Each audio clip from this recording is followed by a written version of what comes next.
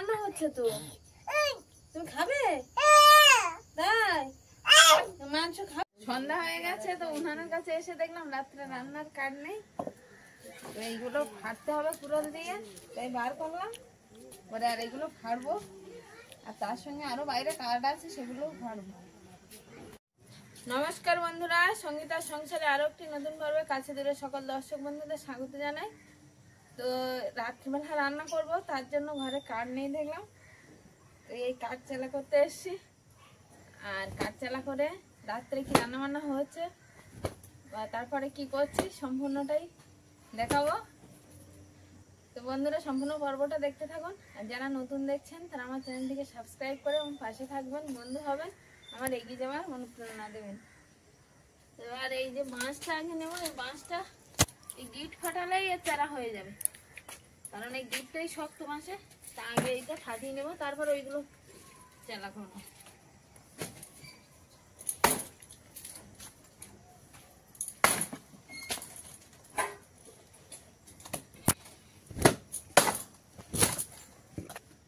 প্রথম গিটটা ফাটানো হয়ে গেছে মাছের মাথাটা, আর মাঝখানে একটু ফাটিয়ে নেব।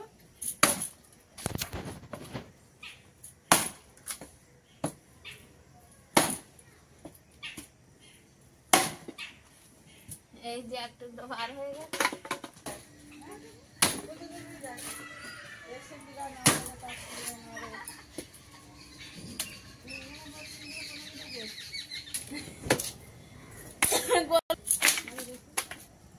মাছটা চালা করা হয়ে গেছে। আর এবার এই বড় কাঠটা করে নেব, বড় কাঠটা ফাটলে অনেকটা।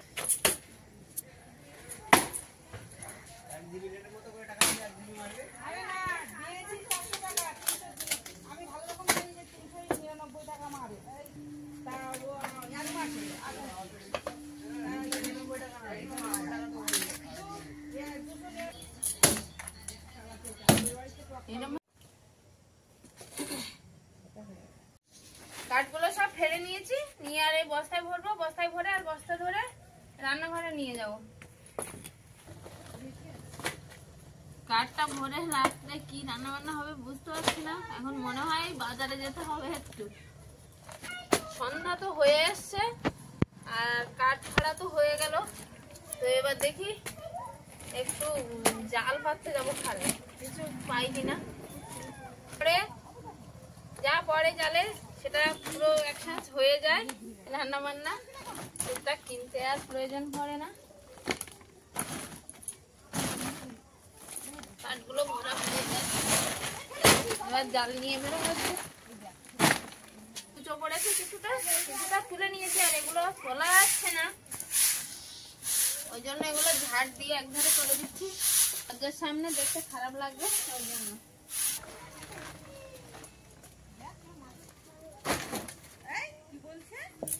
সন্ধ্যা হয়ে গেছে, তো ওই শিকাকে এখন একটু পড়তে দিয়ে আসবো, আর সেই সঙ্গে জালটাও পেতে আসবো।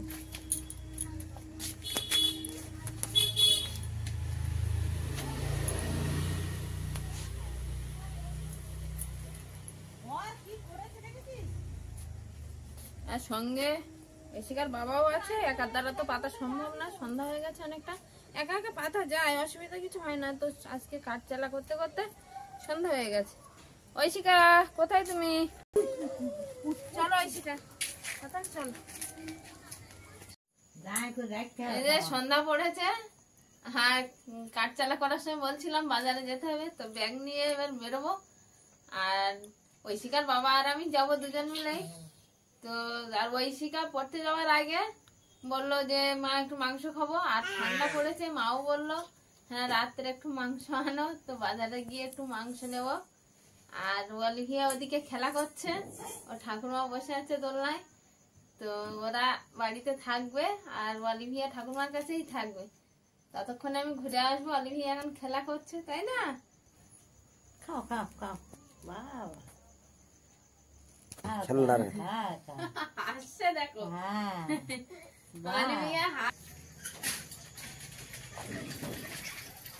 বাইরের দরজাটা চেনে দিলাম একটু, আর ওরা দুজন বাড়ি থাকবো ওই জন্য আর দরজা খোলা রেখে যাচ্ছি না।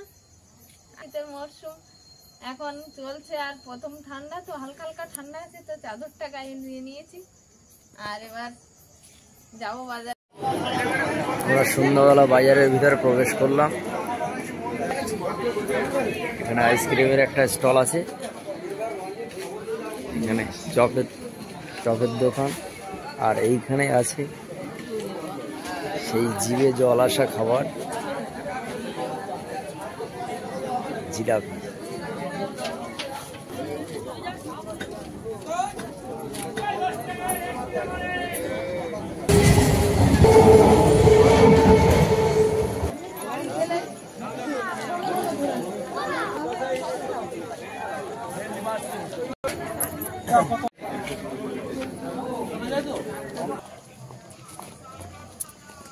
বাজার করা হয়ে গেল, আর এবার বাড়ির পথে রওনা দিচ্ছি। বাড়িতে চলে আসলাম।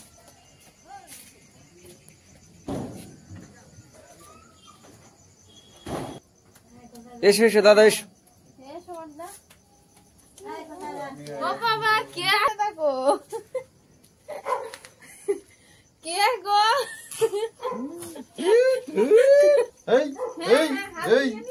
যাবে দাঁড়া।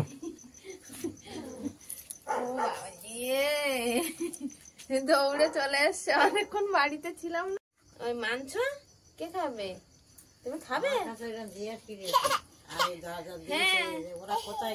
হ্যাঁ মাংস খাবে তো। ব্যাগের ভিতর থেকে তুমি বার করছো, তুমি পারবে না তো।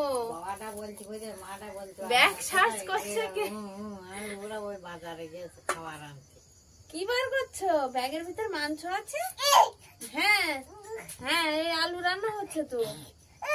তুমি খাবে? তাই মাংস খাবে? তাই হ্যাঁ খাবে তো, এই রান্না করছি।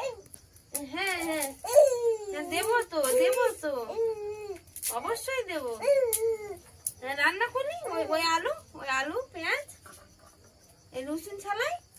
হ্যাঁ হ্যাঁ ওই ওই ওই খাবে, ওই খাবে, তাই তো? ওই খাবে, ওই খাবে, ওই আলু দিয়ে ভাত খাবে। তাই ও তুমি খাবে? তাই মাংস খাবে? মাংস খাবে? তুমি মাংস খাবে? মাংস আছে এই ব্যাগের ভিতর, মাংস আছে। তাই ও কিন্তু সবই বুঝতে শিখেছে। ব্যাগের ভিতরে বলেছি তো ব্যাগের দিকে তাকাচ্ছে, তাই না? হ্যাঁ হ্যাঁ এই রান্না করে খাবো। ও বাবালি, ওই তো হাতেই না ভয়। তুমি এই পেঁয়াজ রসুন দিয়ে মাংস দিয়ে খাবে, আলু দিয়ে? তাই তাই তাই ও বার করবো? আচ্ছা আমি বার করি, হ্যাঁ আমি বার করি। এই যে কি কি বাজার করেছি বলো তো? এই যে হ্যাঁ হ্যাঁ বেগুন, এটা বেগুন। আনছো, কে খাবে? না না না না, হাতে ধরে না, এখানে রাখি। এটা আদা। ও দেখবে দেখবে তুমি? আচ্ছা দেখাচ্ছি। হ্যাঁ অলিভিয়া মাংস দেখবে। এই যে মাংস তো, হ্যাঁ এই না, এই তো। কে খাবে? এই যে মাংস এনেছি বাড়িতে, অলিভিয়া দেখছে। হ্যাঁ হ্যাঁ রান্না করবো তো, হ্যাঁ রান্না করবো তো। তুমি আর আমি মিলে রান্না করি। মাংস পিসগুলো বড় বড় তো, একটু কেটে নিই। হ্যাঁ হ্যাঁ মাংসটা ধুয়ে নিয়েছি, আর এদিকে মাংসের জন্য মশলা নিয়েছি। এই যে পেঁয়াজ কুচি, রসুন, এই আদা কুচি, এদিকে শুকনো লঙ্কা নিয়ে নিয়েছি। শুকনো লঙ্কাটা বেটে নেব, জিরে মরিচ এগুলো সব বেটে নেব। এদিকে আছে তেজপাতা, আর এটা আছে গরম মশলা, এলাচ, দারচিনি আর লবঙ্গ।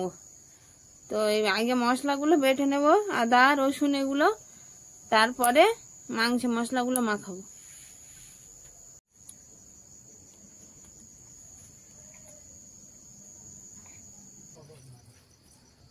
পেঁয়াজটা তো কাটাই ছিল, আর এই যে রসুনটা আমি হাফ থেতো করে নিয়েছি পুরো। এদিকে আদা বেটে নিয়েছি, আর শুকনো লঙ্কা, জিরে মরিচ একসঙ্গে বেটে নিয়েছি, আর গরম মশলাটা থেতো করে গেছে, একটু পরে বাটবো। তো আগে হলুদটা দিয়ে দিয়েছি আমি।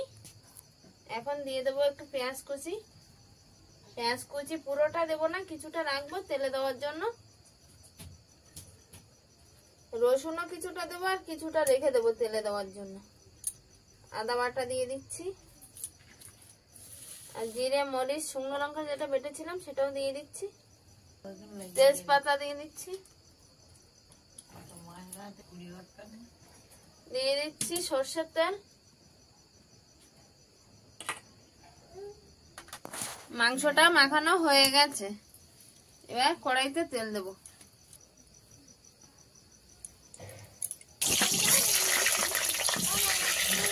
আলুটা ভেজে নেব আগে। আলুতে হলুদ দেবো না, সামান্য একটু লবণ দেবো, দিয়ে ভাজবো। আলুটা লাল লাল করে এই যে ভাজা হয়ে গেছে, এবার তুলে নেব।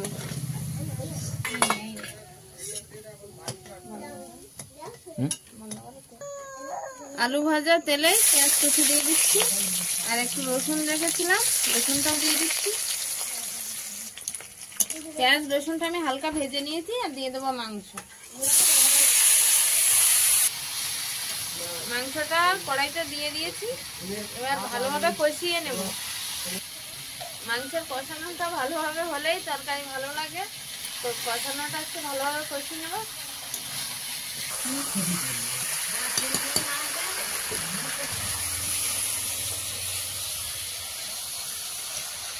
সন্ধ্যা থেকে তো মাংস এনেছিলাম আর আনন্দ করছিলাম। মাংস শীতের দিনে, শীতের রাতে মাংস খাবে সবাই।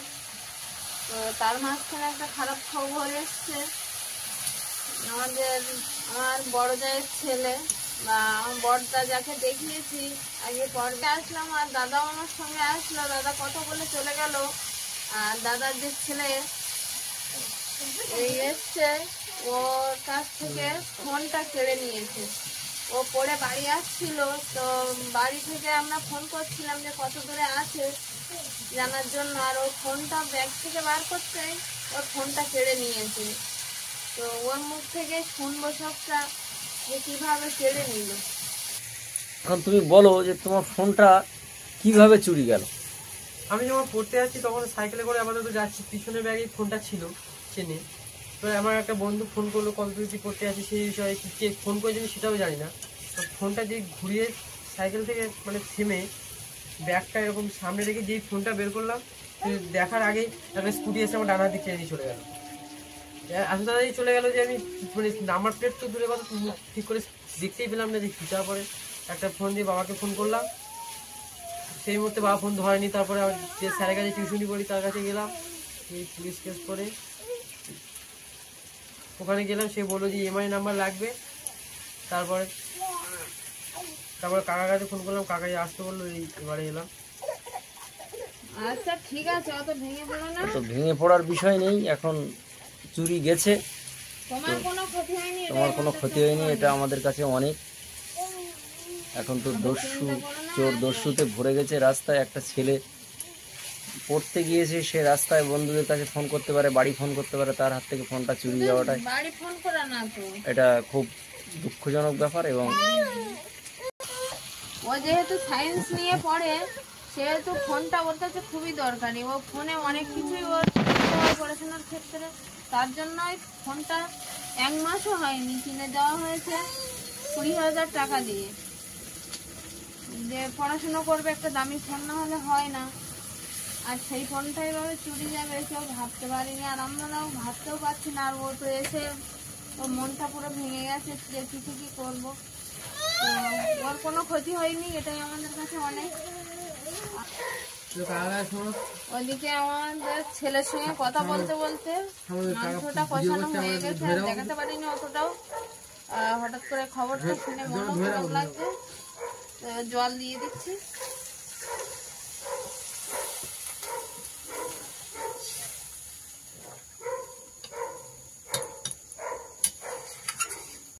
টাটা করে দাও, টাটা করে দাও, টাটা করে দাও।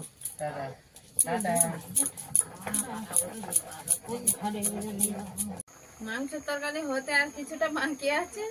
তোমাদের ওয়ালি নিয়ে শোনার খিদে পেয়ে গেছিল, পিস কষানো মাংস তুলে রেখেছিলাম, সেইটা দিয়ে ভাত খাওয়াচ্ছি।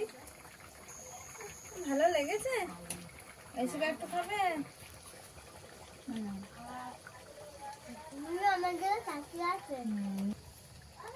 তরকারিটায় গরম মশলা দিয়ে দিয়েছি, আর এবার নামিয়ে নেবো, হয়ে গেছে তরকারি।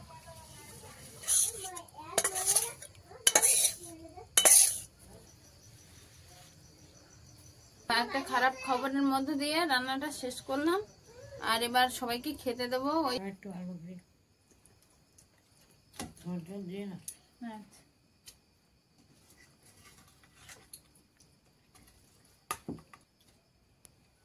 আর দিয়ে না, আর দিয়ে না। মাংস রান্না করে আর এই মা তো ভাত খাচ্ছে, ঐশিকাও এবার খাবে, ঠাকুরমার পাতে কিছুটা খাচ্ছে। মনটাও অতটা ভালো না। তো আজকের পর্বটা এই পর্যন্ত।